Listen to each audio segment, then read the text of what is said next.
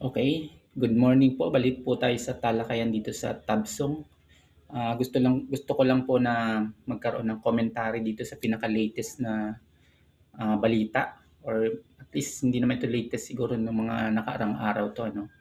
Yung balita tungkol dun sa OFW sa Qatar na nag-rally on behalf of Duterte.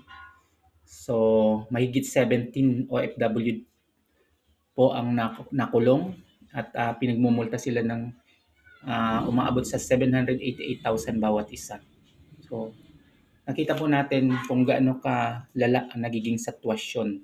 So again, ito pong mga ganitong balita is directly link natin ito doon sa paglaganap ng tinatawag na fake news, disinformation at false narrative na sandamakmak ngayon sa social media.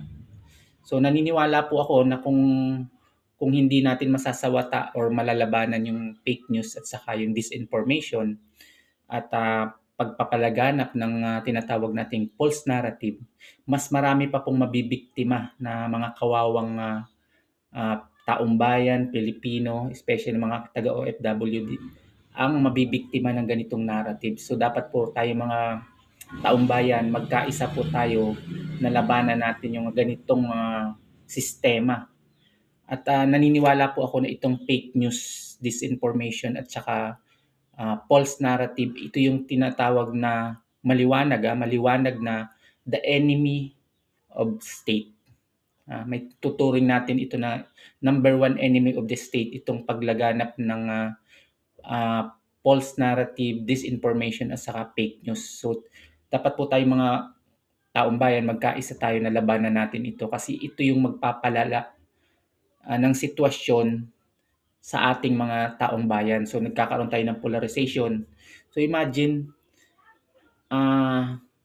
umabot sila sa ganito ng paghuhulga ng dahil lang sa iisang tao. Imagine guys, kaya nga po dito sa Tabsong Viewpoint, ang advocacy po natin dito is sumuporta tayo sa Pilipinas, hindi lang sa isang tao. Kasi yun dapat po ang baguhin natin, yung pagsuporta sa iisang tao versus dun sa pagsuporta sa ating bayan. Kasi kung tayo po, lahat ng taong bayan ay magbibigay ng suporta sa bansa natin, sa rule of law at hindi dun sa iilang tao na ating pinapaboran, sigurado pong hindi mangyayari yung mga ganitong insidente. So dito po sa Tabsong, patuloy nating lalabanan ang paglaganap ng fake news, disinformation at false narrative.